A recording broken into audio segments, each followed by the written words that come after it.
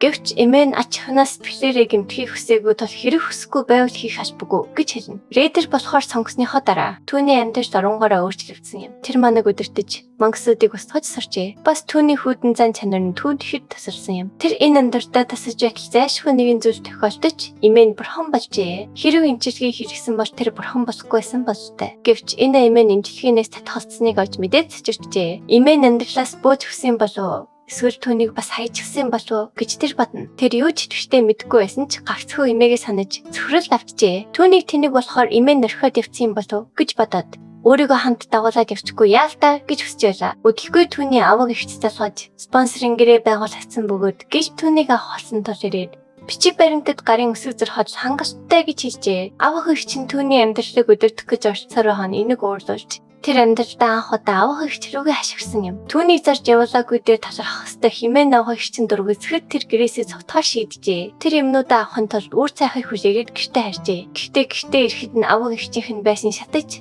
онгохоо халахаар нь мангасад цохож авах их чин нуран дундаас түүнийг дуудаж таслахгүйжээ. Тэр үед энэгийн толгой зөвхөн түүнээс бүх зүйлийг нь булааж асан юм ихтэд би яагаад таслах ёстой юм бэ гэсэн бодож ирвчж байлаа. Эцэст нь энэ үед хэвшгэд манай залуу санах ямар хэцүү байгаа бол өөрийгөө битгий заваа гэж хэлжээ. Тэр хооронд юужун чимээ сонсоод жээхэн үлээ гэж бодсон ч хаймдал дээр нь сүйдэлцэн зогсож байхыг хараад байхжээ. Энэ этгээд хүний ялгаруулж буй манагийн түшин мангасныхтай илүү төстэй байв. Өдөлгүй хаймдал доош бууж бусадтай ярьцаад та нар агуу дайсны найзууд мөн үү гэж асуужээ. Тэд бүгд түнрүү шивтэж юу яриад байгаа юм бэ гэж асуухад тэр дахин тэднийг гуйлгах шасан асар их манаа цацжээ. Тэд газар унахад тэр асуултанд хариулахыг шаардав. Мангасын манаа бүхий дайчин гарч ирсэн тул сольжээ хүнийг яалтаа буцаж ирэхийг телепатиар мэддэгээр орчжээ. Гэвч хаймдал түүнийг юу хийж байгааг анзаараад түүн дээр төхөж очиж хоолойноос нь өргөжээ. Тэр тэдэнд бүгдээрээ энд төхөх болно гэдгийг хэлээд нөгөө гараараа дайш бичгэжээ. Үнийг агуу дайснаас ч боллоо гэж бод гэж тэр хэлсэн боловч удалгүй жээхэн гарч ирээд түүнд дураар нь дургуулахгүй гэдгийг хэлв. Манай залуу өнөмсөхөө тооцоолшин ур чадвараа идэвхжүүлж хаймдлын дарагтыг зөксөөжээ. Тэр зөөрнийг баг шарах хэмжээний бүсдэх мангасуудыг цэвэрчээд байхад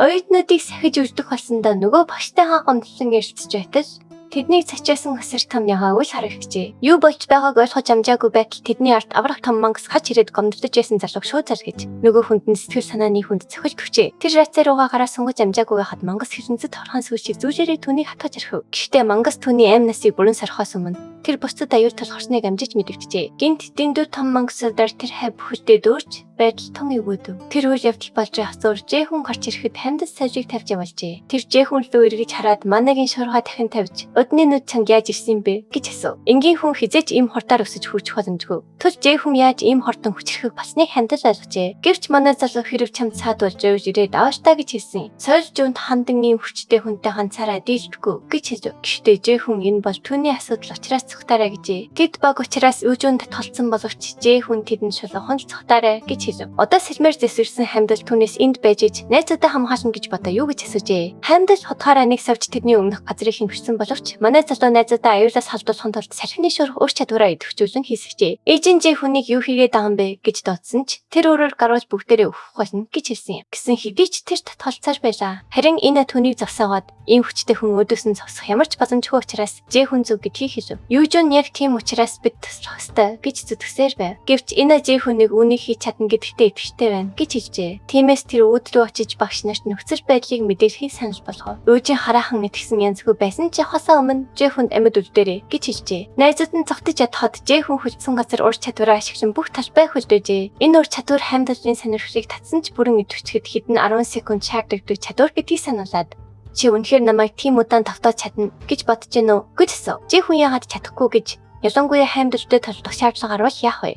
Гэж энэ төлөвлөгөөг өрчлөн бодож байсан учраас ямар ч шалтгаан байхгүй гэж хариулжээ. Хаймдал дайрч хийхээр түнлүү өсрөн гарч манай залуу зайш мөхөө үргэлжлүүлдэ гэж хэлв. Хэрэг жээхэн блоклж чадахгүй бол хаймдалын дайрч найзуудыг нь онож болцсохгүй тэр ойлгов. Тиймээс тэр шидэд олдвор бүтээх ур чадвараа идэвхжүүлж Осмогийн сэлмээ гарган хажээ. Үүний зэрэгцээ аянганы гинжнүүдэд идэвхжүүлж хаймдалын аянг шиг хүчтэй цохилтод бэлтгэхийн тулд өөрийгөө газар бэхжээ. Хаймдалын дайралтын цохилт манай залуугийн сэлмтэй мөргөлдөж түүнийг аргашин төлгсөн боловч тэр гинжний тусламжтайгаар тэнцвэрээ хадгалж чаджээ. Жүн түүний дайралтыг цаашаа явуулгүй зогсоож чадсныг хаймдал анзаараад энгийн хүн энэ зүйл хийж чадсанд бухимджээ. Тэр хариу үйлдэл үзөөж чамжаагүй байхад манай залуу өдөөс нь өсрөн гарч гартах балмангийн сэлмээрээ агаар тусрахур чадвараа идэвхжүүлжээ. Нөгөөтэйгүр талбай нөгөө талд байгаа багш нар олон багш оюутан бэрдэж гинцэн тул аврах багтуудахаар төхөөгчээ. Тэд өөр дүмнө хизээч тохиолдож байгаагүй чадахгүй мангасуудын цаваатай таарчээ. Мэдлэг хэмээх багш ямар нэгэн зүйл бодохоо хичээсэн боловч дугуйлангийн өдөрт бичиж дуудлаггүй түүн дээр ирч туслахаа санаж болох. Гэхдээ тэд сурагчид учраас толбохоо сайж болох зайлс хийхийг тэр хүссэн ч оюутнууд зүгсээр байлаа. Эцэст нь хатагтай тэдний саналаас татгалзалгүй.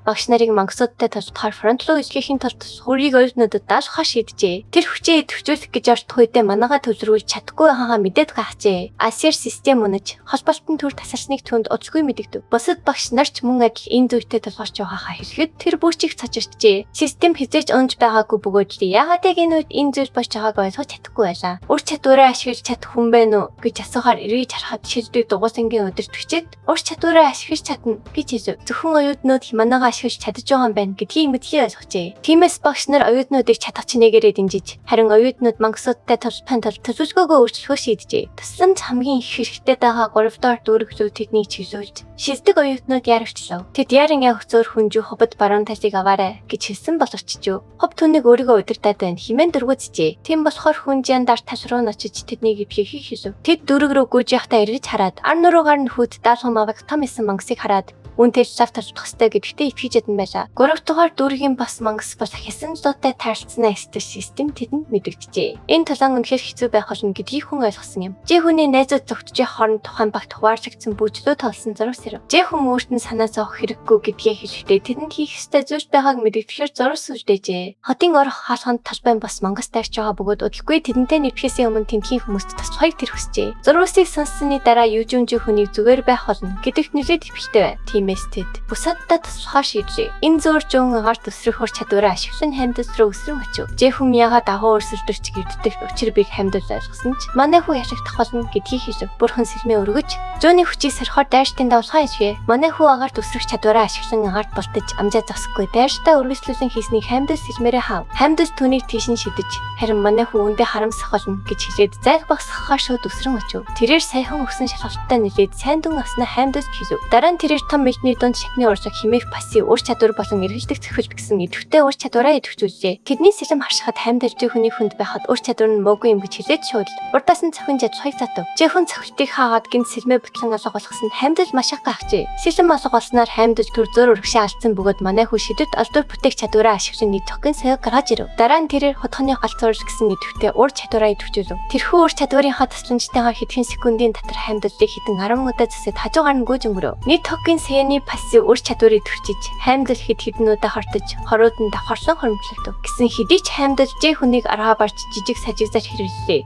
Химэн буруутахад манай хүн юмэр хасаа өмнө өөрийгөө сайн хар гэж хэлжээ. Хамдлын бие дээр хэдэн шарах гарсан бөгөөд энэ зэргийн хор ер нь бол ямар ч нөлөөгүй хастай бурхан ойлгов. Шарах нь аль хэдийн идэвхсэн байх хэвээр байсан ч идэвхэхгүй байхад тэрээр энэ хүүг ач хол хангалттай тул үүнийг тоохгүй хар шийдэв. Хамдал системд төр зур саад учруулах хүчийг олж тасан байжээ. Гэвч одны өгсөн эрх мэдлийг ашиглан багш болон сурагчдын хүчийг хязгаарч хэмжээнд хязгаар бий. Тэрээр багш нарын асир системийг хязгаарчхад эдгээр хүмүүстэй харьцахад хангалттай гэж бодож байв. Гэвч тэрээр өөрийн хүчний дөнгөж 3-1 сэргсэн үед жихэн түүний дийлхээс илүү хүчтэй гэдгийг хүчин зөвшөөрөх хэрэгтэй болсноо ойлгов. Энэ зур манай хүү саяхан хонтой хийсэн талаанаас санаж түүгээр дамжуулсан хотхоны галзуурч болон эргэлдэх цахилч зэрэг сэлмний ур чадварт сурчснаа дурсав. Хэрв тэрээр эдгээр ур чадварыг нийт токгийн саятай хамт ашиглаж хамдалж удаан тасаж чадахгүй гэдэгтэй ивчтэй байна. Эцэст нь хамдалж хүнийг өөрт нь сонир холтой санагдаж байгааг хүлээн зөвшөөрөв. Асгарт яагаад ганцхан хүүгээс ингэдэж боломжиж байгааг мэдгүй. Тэрээр өөрийн нэврийг гаргаж ирэх хэмжээний хүчтэй гэдгийг хүлээн зөвшөөрчээ. Бурхан нэврээ гаргаж ирэхэд Жэхэн ямар очиртайг нь огт мэдгүй. Учираас сэтлгүй санаа зовж эхлэв. Гэхдээ түүнд тийм ч сайн мэдрэмж төрөнгүй байлаа. Хамдал эврийг ашиглахаас өмнө манай хүүхдхаа бариад түнслүү дайран орчээ. Ингэснээр тэрээр түнд дайрах боломж олгосонгүй. Гэвч хамдал гажрын эврээс гарахдаг сонсох гэж байгаагаа нэр төрийн хэрэг гэж бодоорой гэж хэлв. Жон түнд хүрэхээс өмнө хамдал эврийг үлээж улмаар Жэхүнийг хол шид хэрчим хүчний давсгаа цэцгдэв. Ертөөл эврний дуунаас олж тэр биеийн мдээгүй болж нойр систем түүний биеийн үзүүлэлт 50% буурсныг мэдэрдэг. Түүнчлэн нойролцох мангасууд алдуурны хүчинд хариу үйлдэл үзүүлж хамдалыг тойрон цогж эхлэв. Жон цочирдоо. Тиймээс хамдал түнд тэрээр тэр шиг мангасуудыг удирдах чадахгүй ч магис сайн гэдгийг хэлв. Хамдал гартаа цавшгаан бөмбөлөг өсгөхөд манай хүү төрийн тооцоолол ур чадвараараа үүнийг үгүйсгэх гэж орждов. Гэвч систем түнлүү түүний төсний хэтэрхий баг байгаа бөгөөд алдуурны нөлөөг эсэргүүцэж чадсангүй гэж мэдээж. Мангасууд удалгүй түүний хүрээлэн цогж хамдал Жэхүнийг цавшгаанаар цагсан тэр өвдөж орлоо. Энэхүү дайршид нь хамдалын гол чадвар бөгөөд урсгаж буцаах ширшиг гэж нэрлэгддэг ба амнасанд хүрэхгүй ч маш их хөвдөлт үүсгдэг байна. Жэхэн өвдөж байх хооронд хамдж түнд үлдсэн амьдралынхаа туршид асгартын газар доор хшаанд яцрах болно гэж хэлв. Тэрээр зөнлөө дахин дайрч хийхэд түүнийг ямар нэг хүч гинт цагсаасны хилаагийн өсгсөн бамбай байлаа. Хамдж халаг хараад гайхсан бөгөөд Жэхэн халаас юу гэж байгаа гэсэн. Хаяа биеийн задран унаж байгааг анзаараад удаан тис чадахгүйгээ ойлгов. Хамдж түүнийг хаана нуугдаж байсныг гайхаж байсан ч халагийн бурханлаг хүч түүний дээгүүр савлан байгааг харж чадах байв. Хаяа салхины дайрт үүсгэсэн ч манай хүү Хамдлын хэрсэнчлэн хижаагийн бурханлаг хүчийг ашиглуулж тэр өөх болно гэдгийг ойлгоход түүнийг зогсохыг орчдов. Дайртыг үүсгэсний дараа тэрээр үнийг Хамдл руу харуулхад тэр бултаж хараад түүнлөө дарин очив. Тэрээр энэ хүч түүнд дийж фэргүй их байна гэж хэлээд яагаад өөрийгөө золиослох гэж байгааг нь асуув. Тэрээр агуу өрсөлдөгч 9 ертөнцийг аварч чадна гэдэгт тэр итгэж байгаа эсхийг гахаж байлаа. Гэтэл хаяа энэ бол ердөө итгэж үнэмшиж биш харин баттай зүйл гэж хэлв. Тэрээр Жэхэн удныг алж Рагнарот цэг тавина гэдэгт бат итгэвтэй байна. Гэвч Хамдл түүний хүнд төлгөө өвнөөс болж дуусахаар түүнлөө өсрөн очив. Тэрээр өндөө төгсгөл хийхээ шийдэж Хамдлыг заших гэж орж хавар хамгааг дуудав. Үл хамааран манай хүү хэрэг хийж буй зүйлээ зогсоохоогүй. Энэ зур хүн хэд хэдэн мангасыг тасдаж хайсан ба мөн ясан лугийн амнаас гарсан тэсвэрлтийг тэсвэрлэх хэрэгтэй болжээ. Ясан луу түүнийг дахин нэг удаа бөмбөгтөхөд тэрээр дайртаа хаахын тулд тулпаа түр зогсоох шаардлагатай болсон юм. Энэ хооронд бусад сорогчид бусад мангасуудтай толдож зөв тэрнтэй хамт толдож байхад гям бэрцэн хүмүүсийг инжиж бай. Зарим сорогчид энэ ясан лууд бүгд өгөхнэ химэн гомдолсоо. Гям бусдад удаан тисэж чадахгүй гэдгээ хэлсэн ч хүн гадаад ертөнцтэй холбогдож чадахгүй байгаа тул өргөжлөлөн тулалт тастай гэж цэцтгэв. Эцэст нь Жоби мана дуусч тэрээр ертөнхөөр хараач өгшөв. Хүн тулалдаж чадах хэдэн хүн нэмэгдээсэ гэж найдаж байлаа. Яг ч цагтаа ирсэн шиг Жэхүний найзууд төсөлмжийн гараас сунхаар харж ирв. Гэвч Хян энэ нь 1-р курсынхэнд хэтэрхий аюултай гэж эсэргүүцээд Абус зэрэглэлийн эсэмлөө хэтэрхий хэцүү болохыг нэн хэлв. Түүнийг ярьж байх хооронд арт талаас нь чон шиг мангас гинт дайрчээ. Гэтэл хоон 100 хөх тэнгэрийн гэл орцсон сэлэммөр чадвараа идэвхжүүлж мангасыг жижиг хэсгүүд болгон хшчв. Бусад нь өдлөгүй энэ үйл ажиллагаанд нэгдэж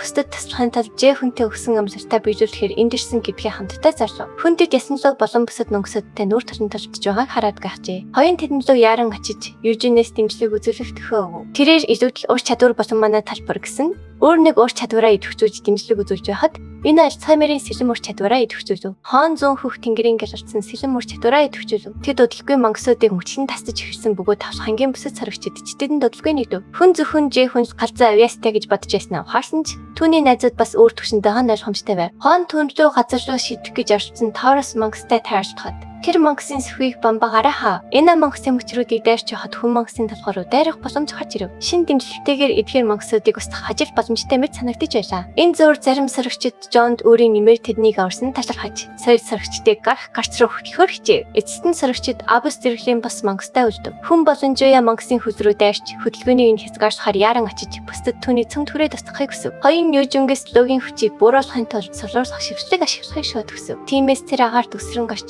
лүүдэр солиорсох шившлэг ашиглав. Энэ хооронд Жоб шинэхэн сорогчид энэ хിവэрээ байвал гол дүрийн оторхон дээ. Химэн гомдолцоход хүн тэдэнд дүүний хийхээс өөр арга байхгүй. Учир нь эсдүгээр тарийн устгах хүч тэрнийхээс илүү сайн гэж хэлв. Үүнд бухимдсан Жоб эргэлдэх ур чадвараа идэвхжүүлв. Дараа нь тэрээр мангасуудын нэгнийх нь хөлний ясыг хугалав. Хүн Жог дайрахтаа эргэн тойрныхоо холбоотнуудыг тоодоггүй гэсэн харцаа батлав. Тиймээс тэрээр өхлийн цоол хур чадвараа идэвхжүүлж мангасуудын зарим эсийг хэрчв. Үүнийг хийж дуусаад тэрээр бусад багт үйлдэж хийх тохио өг. Ингээд энэ Альцхаймерийн сэлэм ур чадвараа хайн зөн хөх тэнгэрийн гэл олцсон сэлэм ур чадвараа тус идэвхжүүлж мангасын цөмлөө дайрчээ.